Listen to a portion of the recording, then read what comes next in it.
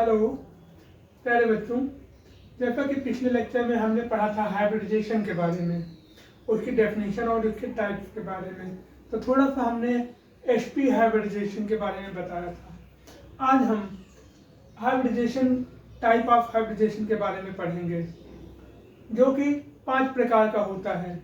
Number 1 sp hybridisation, number 2 sp2, number 3 sp3, चौथा type है sp3d। sp3d में क्या है कि एक s ऑर्बिटल, 3 p ऑर्बिटल और एक d ऑर्बिटल पार्टिसिपेट करता है। और पांचवा टाइप होता है sp3d2।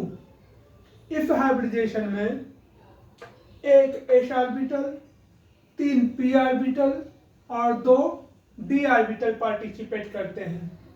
अब हम थोड़ा सा विस्तार से पढ़ेंगे। Type 1 sp hybridisation.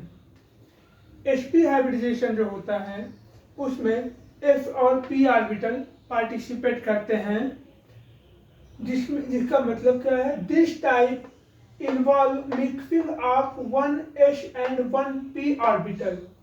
इस प्रकार के हाइब्रिडाइजेशन में एक s ऑर्बिटल, एक p ऑर्बिटल पार्टिसिपेट करते हैं।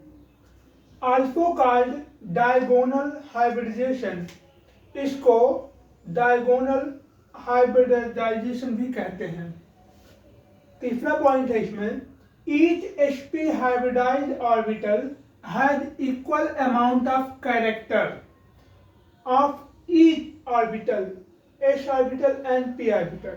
कहने का मतलब क्या है कि जो sp हाइब्रिडाइज्ड ऑर्बिटल होते हैं उसमें जो नया का ऑर्बिटल बनता है, उस नए ऑर्बिटल में s और p दोनों ऑर्बिटल के कैरेक्टर 50-50% होते हैं।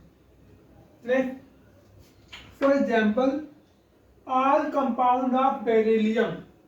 बेरिलियम के जितने भी कंपाउंड है, like BF2, BeF2, BeH2, BeCl2 etcetera etcetera, ये सारे कंपाउंड बेरिलियम के जो है sp हाइब्रिडाइजेशन शो करते हैं। All carbon compound content triple bond. Carbon के ऐसे सारे कंपाउंड, ढेर सारे कंपाउंड जो ट्रिपल बॉन्ड शो करते हैं, उसमें sp हाइब्रिडाइजेशन होता है। तो अगर आपको कार्बन में sp हाइब्रिडाइजेशन आइडेंटिफाई करना हो तो आप उस कार्बन में ट्रिपल बॉन्ड ढूंढेंगे। अगर किसी कार्बन में ट्रिपल बॉन्ड है, इसका मतलब है कि वह कार्बन sp हाइब्रिडाइज है।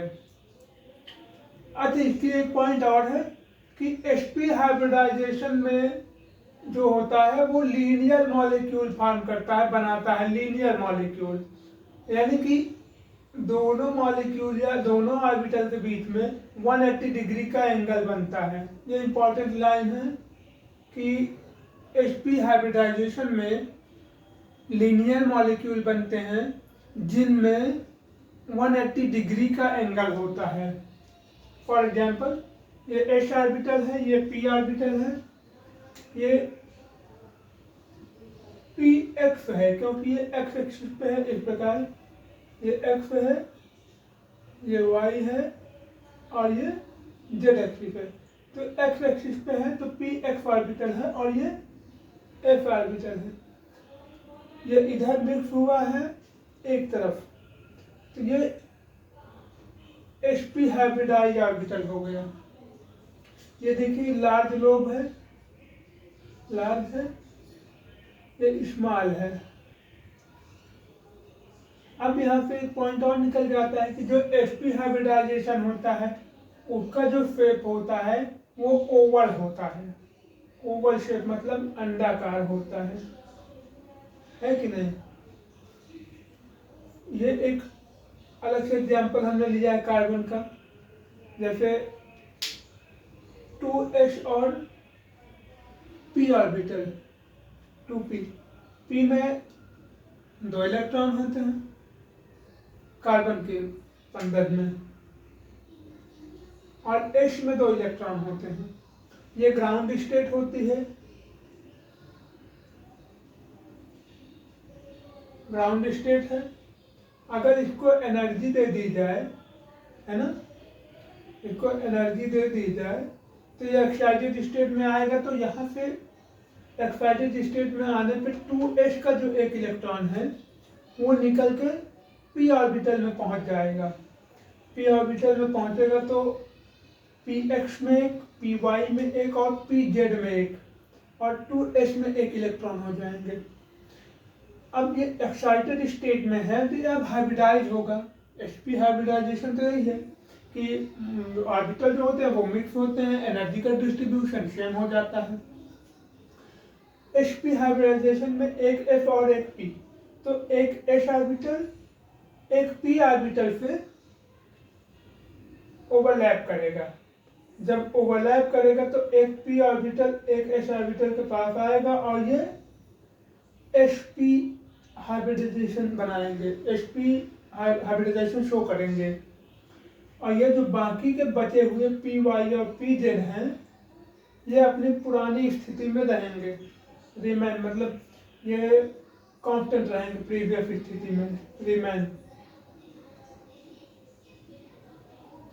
अब देखो एक s यहाँ, एक p यहाँ से आया, एक s यहाँ से आया, दो ऑर्बिटल मिक्स हुए। जब दो ऑर्बिटल मिक्स हुए एटॉमिक ऑर्बिटल तो दो नए हाइब्रिडाइज ऑर्बिटल बने सेम एनर्जी लेवल पे, वो sp। अब देखिए एक कंपाउंड है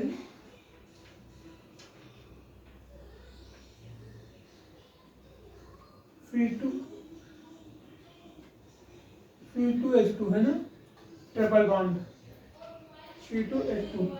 अब इसमें क्या है, हाइड्रोजन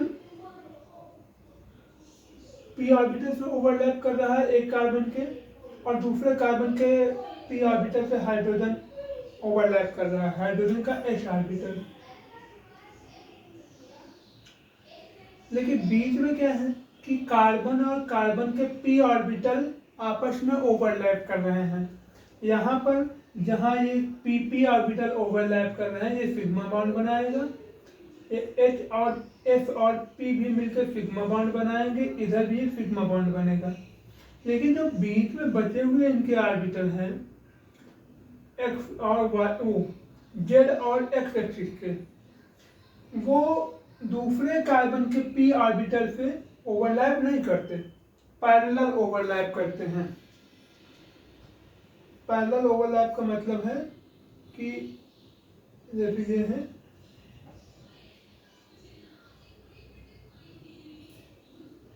ये ऐसे ओवरलैप करते हैं। तो वही चीज़ यहाँ शो कर रहा है कि यहाँ पर एक ऑर्बिटल दो ऑर्बिटल ओवरलैप कर रहे हैं, दो ऑर्बिटल नीचे ओवरलैप कर रहे हैं। एक्चुअली ये ओवरलैप नहीं करते, ये पैरेलल केवल ऐसे ही अट्रैक्शन की वजह से एक दूसरे के कांटेक्ट में आते हैं। तो क्योंकि अगर ओवरलैप कर जाएंगे तो सिग्मा बॉन्ड बनाएंगे, तो ये पाई बॉन्ड बनाते हैं पैरेलल ओवरलैप करके, है कि नहीं। तो एक पाई बॉन्ड ये बनता है और एक पाई बॉन्ड ये बनता है, ठीक। इसी को हाइब्रिडाइजेशन इन एल्काइन भी कहते हैं, ऐसे लिख देते हैं, हाइब्रिडाइजेशन इन एल्काइन। तो उम्मीद है आप लोगों को समझ में आया होगा हाइब्रिडाइजेशन का पार्ट 2। Thank you.